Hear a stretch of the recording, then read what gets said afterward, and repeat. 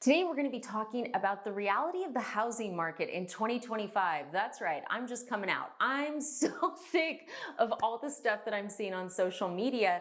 The whole world is waiting for Jerome Powell.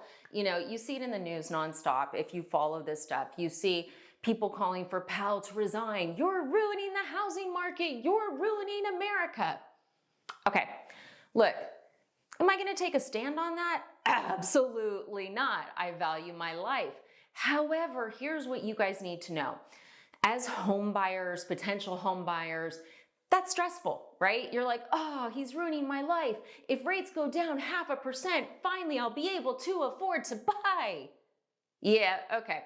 So before we get into it, if you're new to the channel, this will be good information. If you're not, you will roll your eyes and be like, girl, when are you going to stop telling us this? Never. My team's licensed in 50 states. That's right. We are all over America, and we're one of the top purchase teams in America. So when I'm talking about the stuff I'm seeing everywhere. Hit us up, 786-933-2077. If you want a mortgage lender that's not sitting and waiting for the world to come to their hand or your hand, we are the people for you. So what do I mean by that? Look, Jerome Powell versus Trump versus Pulte. Would I wait for rates to come down to buy a house? No, okay? I'm gonna tell you why. There's a lot of markets right now where you can negotiate with the seller to do a rate buy down. Let's talk about that.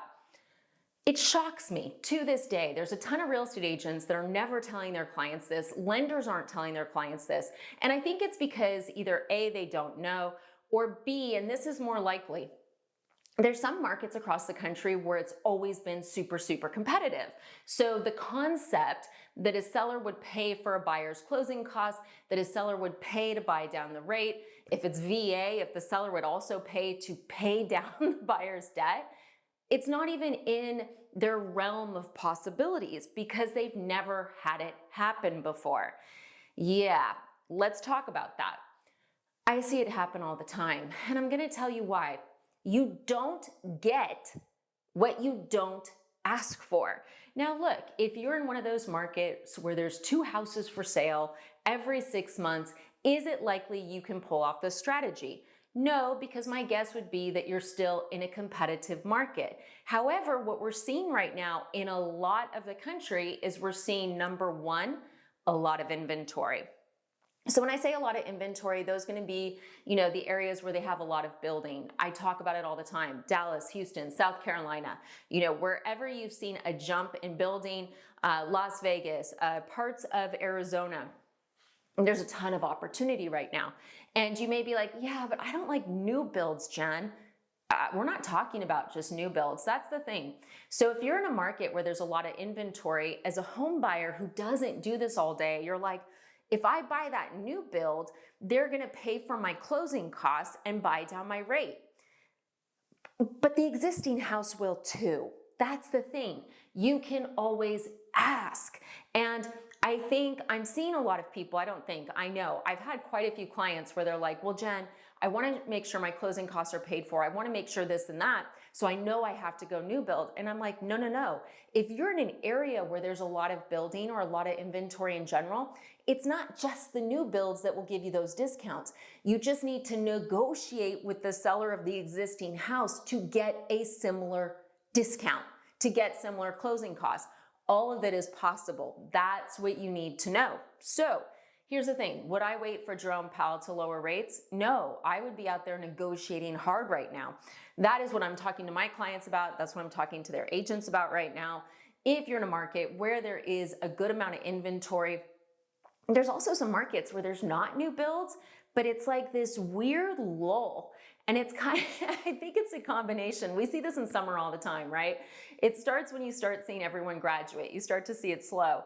But then there's like this weird, everybody's waiting for something to happen.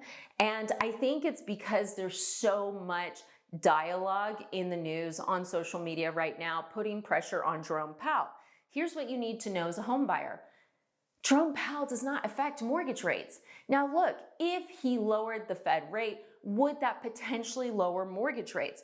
Sure, but you still have the 10-year treasury at play. You've got mortgage-backed securities. There's a lot going on. So my advice to you is this. Number one, if you're not pre-approved because you're like, I'm gonna wait for rates to go down, but I do wanna buy, get pre-approved, call my team, let's start doing the numbers. And then if you're like, but Jen, I don't have closing costs yet, I want a rate buy down, great. Let's get you pre-approved. Let's figure out the math and figure out what you need to ask for. Because the one thing I can tell you after being a lender for 18 years is that if you don't ask, you don't get, right? Did your parents ever say that to you? My husband says it to me a lot, so I just ask for everything. And I see that with my clients. Look, they may write an offer and ask for a bunch of stuff, and the seller may say no. Okay, another house, right? Or if that's your dream house, let's alter it. But the whole thing is this.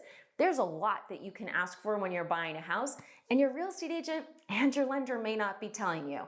So if you want to work with someone whose hobbies include asking for the moon, reach out, 786-933-2077. But bottom line, don't wait for the world to lower rates. Start negotiating for what you want now.